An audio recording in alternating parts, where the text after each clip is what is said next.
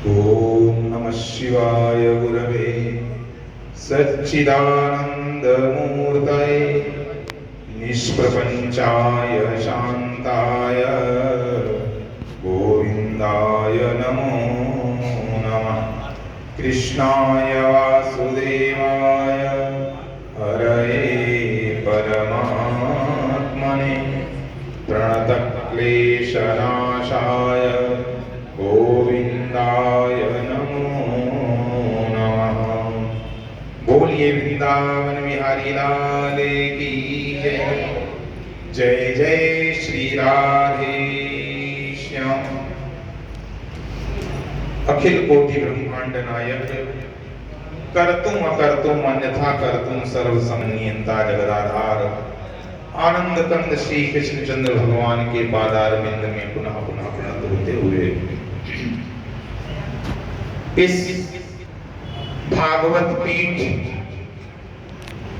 के पीठाधीश्वर के मूल वैकुंठवासी परम पूज्य श्री स्वामी जी को मेरा नमन एवं वर्तमान के भागवत पीठाधीश्वर वैष्णवाचार्य श्री मारुति नंदन वागीश जी जो स्वनाम धन्य हैं। इनका नाम इतना विलक्षण है कि जैसे सुखदेव जी ने जब सुदामा चरित्र का वर्णन किया तो सुदामा नाम लेना ही भूल गए, वैसे इनका नाम सामने आता है तो लगता है कि इनके नाम की ही व्याख्या करने लग जाए। बहुत सुंदर है नाम इनका और जो सनातन धर्म की ध्वजा पताका फहरा रहे हैं इसके लिए बहुत बहुत साधुवाद। इस मंच पर समुपस्थित हमारे परम पूज्य परमादरणीय श्री रामकृपा त्रिपाठी जी जो प्रधानाचार्य व्याकरणाचार्य, बहुत उनकी डिग्रियां हैं जिनको गिनाया नहीं जा सकता है।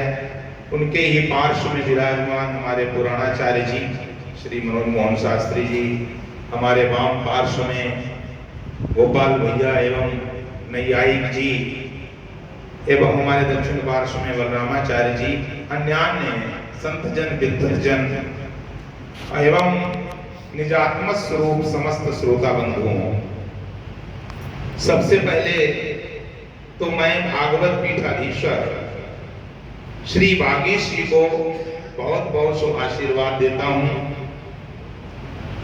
भवत्कृते जन्म दिवसस्य हार्दिक्या शुभराशया दीर्घायुरस्तु चिरायुरस्तु।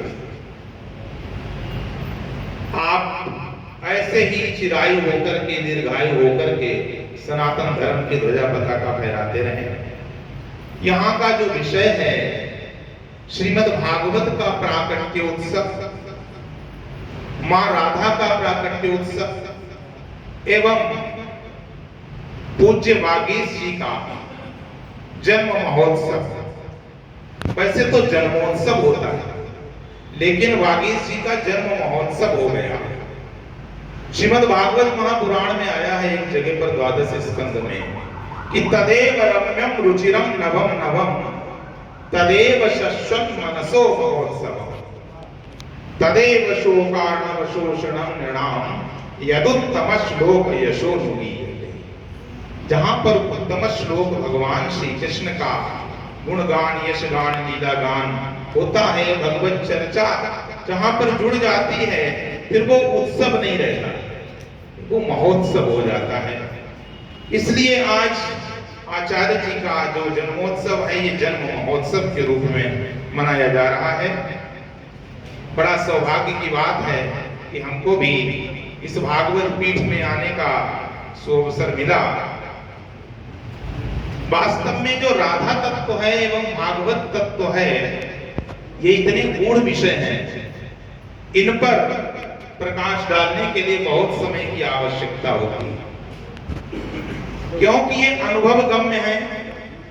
ये साधना के द्वारा ही प्राप्ति हो सकती है, शब्दों के द्वारा इसकी प्राप्ति नहीं हो सकती। यदि किसी ने रसगुल्ला न खाया हो और उससे कहा जाए रसगुल्ला बहुत मीठा होता है, केवल उसको किताब में पढ़ा हो उसने कि रसगुल्ला बहुत मीठा होता है, जिसने रसगुल्ला कभी खाया नहीं क्या वो रसगुल्ले का स्वाद जान सकता है? रसगुल्ला का नाम लेने से उसके अंदर वो आह्लाद, वो आनंद आ सकता है? जब तक रसगुल्ला उसके मुख के अंदर न जाए तब तक रसगुल्ले का आनंद नहीं आ सकता।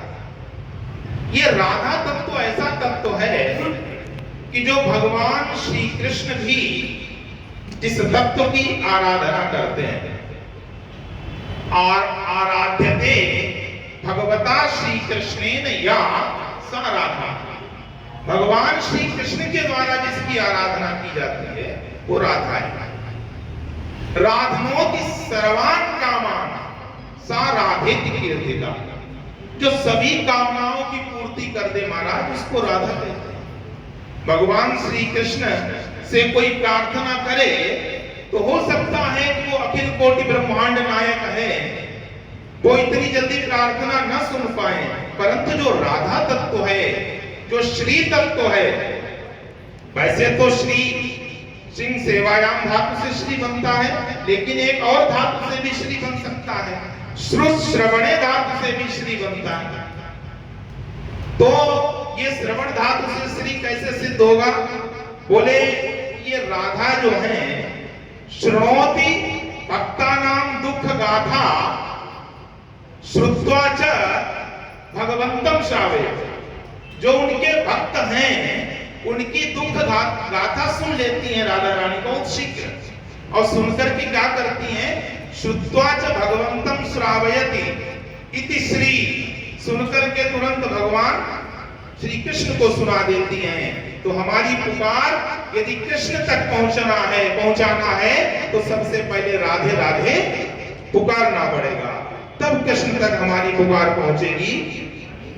गोस्वामी तुलसीदास जी ने विनय पत्रिका में एक जगह पर मैया जानकी जी से सीता जी से प्रार्थना करते हुए लिखा है, यहाँ विद्वजन बैठे हैं सब जानते होंगे, वो लिख रहे हैं केदारा राग में कि कबहू का अम्ब अवसर पाई, मेरी यौ सुधि जाएगी कछु करुण कथा चलाई।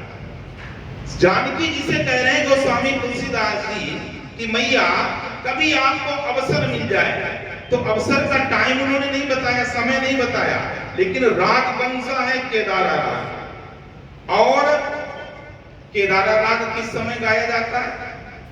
अर्धरात्रांतरगते केदारम गीयते बुधई। विद्वान लोग बताते हैं कि केदार राग अर्धरात्रि में गाया जाता है 12 बजे। तो गोस्वामी तुलसीदास जी का इशारा है कि मैया जब प्रभु श्री राम जी भोजन आदि करने के बाद विश्राम करने लग जावे और आप उनकी चरण सेवा करें, और चरण सेवा करते करते जब वो प्रसन्न हो जाए तब उस समय मेरी यौ सुधि जाई भी कछु करुण कथा चलाई, मेरी भी सुधि दिलवा देना, उनको ये स्मरण दिलवा देना प्रभु श्री राम को। ऐसी है श्री जी, ऐसी कृपा स्वरूपा है श्री जी महाराज। यही तो देख लिया, राध्यते भगवता श्री कृष्णेन या सा राधा, भगवान श्री कृष्ण इस वृंदावन धाम में राधा की आराधना करते हैं, सेवा करते हैं। वही तो रसभान ने देख लिया कि देखे वो दूरे हो, उस कुंज कुटीर में बैठे हो पलोटत राधिका पाए। राधा जी के चरणों को दबा रहा है कुंज कुटीर में बैठा वो कृष्ण। ये राधा क्या तत्व है? राधि साधि संसिद्धौ, सभी प्रकार की संसिद्धि की प्राप्ति जो करा दे वो राधा तत्व है महाराज। भागवत की कल्पना भी नहीं की जा सकती है अगर राधा तत्व न हो। इसीलिए तो व्यास जी ने श्रीमद् भागवत महापुराण के महात्म्य के पहले श्लोक में अभी जो हमारे आचार्य जी बलरामाचार्य जी कह रहे थे कि सच्चिदानंद रूपाय विश्वोत्पत्त्यादि हेतवे तापत्रय विनाशाय श्री कृष्णाय वयं नुमः। ये श्री कृष्णाय, केवल कृष्ण नहीं, केवल कृष्ण को नमन नहीं कर रहे हैं व्यास जी, श्री लगी है साथ में, श्री कृष्णाय, लेकिन वचन तो एक ही है। तो एक वचन है और साथ में राधा जी भी हैं, तो अर्थ कैसे लगेगा? बोले श्रिया राधया सहिता कृष्ण श्री कृष्ण तस्मै श्री कृष्णाय वयं नमः। राधा सहित श्री कृष्ण को नमस्कार करते हैं व्यास। राधा तत्व तो जगह जगह पर है महाराज। पृथ्वी के अंदर, पृथ्वी का गुण है गंध, तत्र गंधवती पृथ्वी। यदि पृथ्वी से, पृथ्वी में जो गंध है, गंध को यदि हटा दिया जाए तो पृथ्वी का अस्तित्व समाप्त हो जाएगा। तो पृथ्वी में जो गंध है वो क्या है? राधा तत्व है। जल के अंदर जो तृप्ति है, जो रस है, वो क्या है? वो राधा तत्व है। वायु के अंदर जो स्पर्श शक्ति है वो क्या है? वो राधा तत्व है। आकाश के अंदर जो व्यापकता है, आकाश के अंदर जो अवकाशता है, अवकाश है, वो क्या है? वो राधा तत्व है। राधा तत्व कण कण में समाया हुआ है। इसलिए राधा के बगैर, आया भी है हमारे शास्त्रों में कि कृष्णस्य प्राणाधिष्ठात्री देवी या सा राधेति कीर्तिता। भगवान श्री कृष्ण के प्राणों की अधिष्ठात्री देवी है राधा। अब आप कल्पना करिए, अगर राधा तत्व न हो तो कृष्ण का अस्तित्व ही नहीं बचेगा। इसलिए राधा से कृष्ण का अस्तित्व है। राधा प्रसन्न होगी तब कृष्ण तत्व का अनुभव होगा, और भगवान कृष्ण जब प्रसन्न होंगे तब राधा तत्व का अनुभव होगा। दोनों एक ही तत्व हैं, एक ही। वो जो तत्व था ज्योति स्वरूप था, और वो ज्योति दो रूपों में विभाजित हो गई, और एक ज्योति बन गई नील ज्योति, और दूसरी ज्योति बन गई पीत ज्योति, श्वेत ज्योति। और दोनों ज्योति जब साकार रूप में प्रकट हुई तो नील ज्योति बन गई भगवान श्री कृष्ण, और पीत ज्योति बन गई मैया राधा। बोलिए राधा कृष्ण भगवान की। ये ऐसा राधा कृष्ण तत्व है, बहुत विलक्षण है। अब इतना समय नहीं है, क्योंकि भागवत तत्व पे अगर कुछ प्रकाश डालेंगे तो समय बहुत हो जाएगा। अभी हमारे विद्वान लोग भी बैठे हुए हैं। इसी के साथ मैं अपनी वाणी को विराम देता हूँ। आप 2 बार जयकारा लगाइए। बोलिए राधा रानी सरकार की जय। बोलिए कृष्ण कन्हैया लाल की जय। जय जय श्री राधे।